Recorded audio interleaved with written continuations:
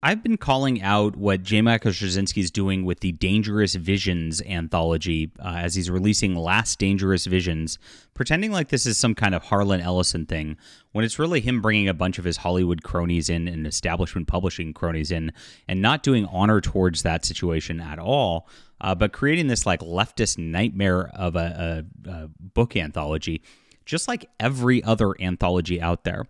Now, he's going and giving interviews on the topic and doing the rounds. Of course, he's too afraid to speak with us here. He would never come on this show or give an interview to my Fandom Pulse about situations because he is scared of actual Dangerous Visions. We are, of course, blacklisted here from science fiction publishing, banned from Kickstarter. Because we speak out against corporate culture and all the leftism involved there. You want to talk about Dangerous Visions? Straczynski should have had me headlining it at this juncture. He really should have called it Sensible Visions, because everything in there is just going to be a sensible thing in terms of his puppet masters there in New York publishing and in Hollywood. And we'll get into the interview and what he says as he doubles down on this ridiculous concept in just a moment. Like I said, my name's John Delarose, everybody. Hit the like and subscribe button. This is where the real Dangerous Visions are at. I have unabashed, uncensored science fiction here. I'm unfiltered myself. And then, of course, I write what I write, stuff that just triggers these people.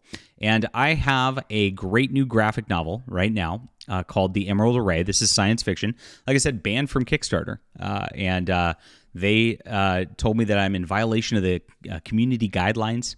And I did a video yesterday where the Kickstarter CEO was attacking me personally yesterday on Twitter. They're scared.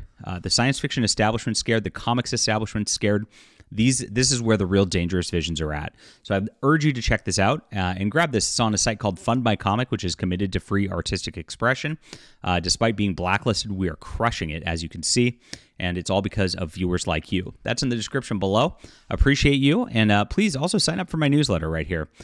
You get a bunch of stuff for doing so. I have a steampunk novella, a science fiction novel, and a full superhero graphic novel for you in PDF, all for signing up. And that way I don't lose track of you or any of that if we end up getting banned from this platform, because who knows?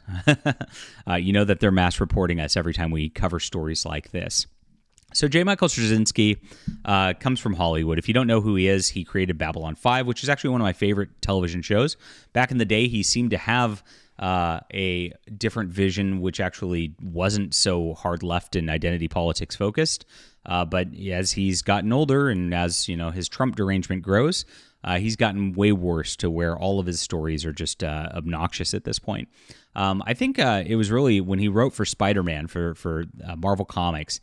That was kind of what first broke him as a writer, where he did these stupid storylines where Peter Parker, divorced Mary Jane in essence, because he made a deal with the devil to save like Aunt May's life when Aunt May is like old and dying. It was nonsensical.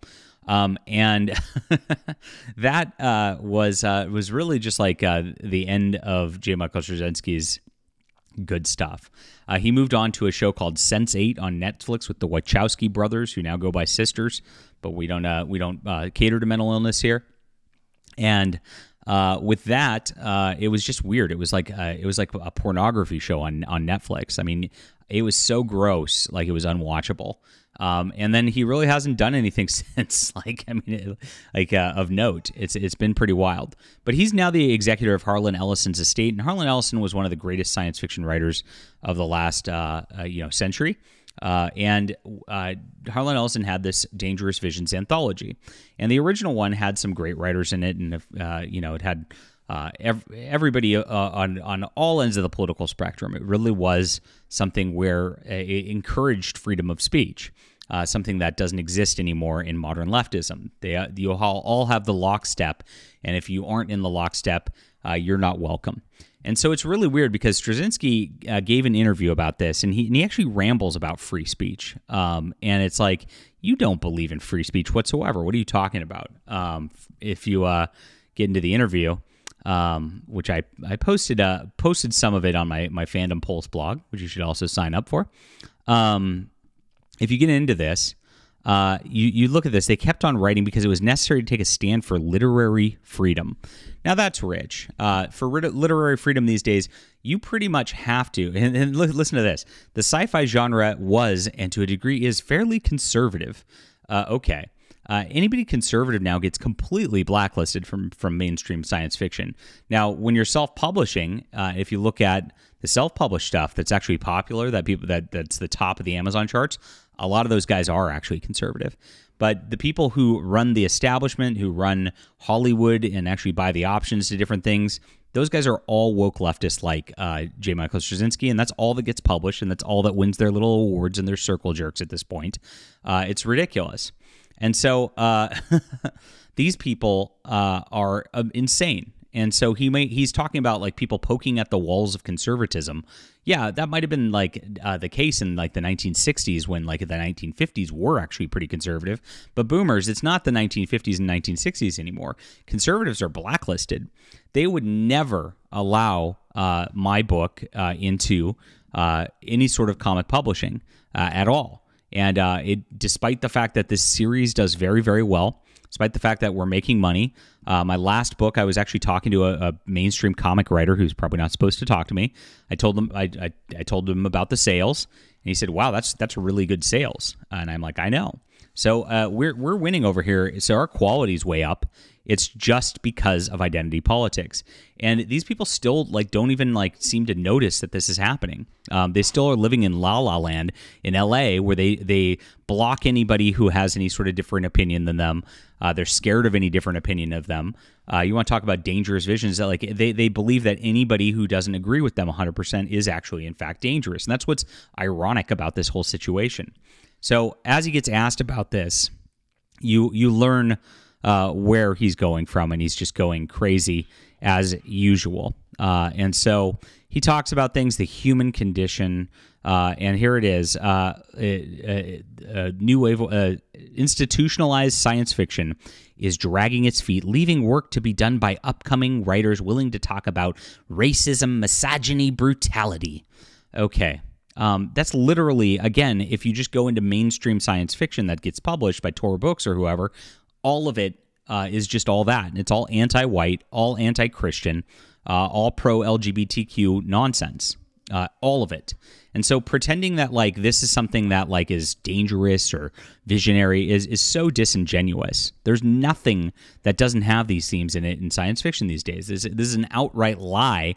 And it's sad that Grimdark Magazine like didn't call him on any of this, just kind of asked him the questions and let him ramble about this stuff. Because Afrofuturism, writers in the LGBTQIA community telling their own stories, you can see it. And then here it goes. But that makes it all more essential to keep pushing for freedom of speech. That's really funny because, again, people like J. Michael Straczynski would totally advocate for me to be blacklisted, totally advocate for me to be deplatformed, all because he doesn't like my freedom of speech. This is something he's done in the past.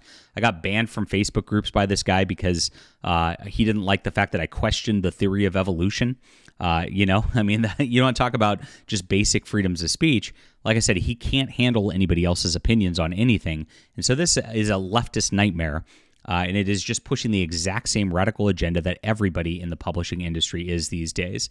All they do is celebrate people over their identities. All they do is try to push things. If you go into a bookstore these days, every book, like in the main areas of the shelves where the publishers actually pay for those spots, are like some black, queer, indigenous, whatever, all the time. And so, no, there's nothing dangerous about this. That's why I called it sensible visions at the very end of the deal here, because he took absolutely zero risks in this. He took absolutely zero attempts to actually find something that wasn't mainstream and that wasn't published everywhere else. And that's why J. Michael Straczynski is a complete hack as an editor and ruining Harlan Ellison's legacy with this every single time. It's really, really sad to watch. But all of this is just the same old from the same old people in establishment science fiction and through Hollywood. Yes, going out and giving an interview pretending like he's stunning and brave for Afrofuturism and LGBTQ stuff is just nonsense. So I'm a little bummed at Grimdark Magazine for just not even calling him on this. But that's what they do. A lot of these magazines and the like just shill for these exact same people over and over again. And that's what we have. If you look at Grimdark's issue, you got J. Michael Straczynski, Cat Rambo, who ran SIFWA, Scott Lynch, a rabid leftist who's in fantasy, who just attacks everybody and tries to get them blacklisted again. They're all the same people, and they never deviate from this because they're all a bunch of cowards is what it comes down to. And Straczynski is one of the worst cowards of them all. Leave a comment down below with what you think about this. Hit the like and subscribe button.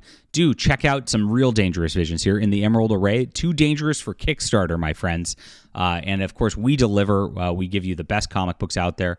Thank you so much for the incredible support, despite the fact that we are suppressed by these evil people. And do get on my newsletter as well. It's in the description below. Get some free stuff from me. Thank you guys so much. Again, we'll be back soon.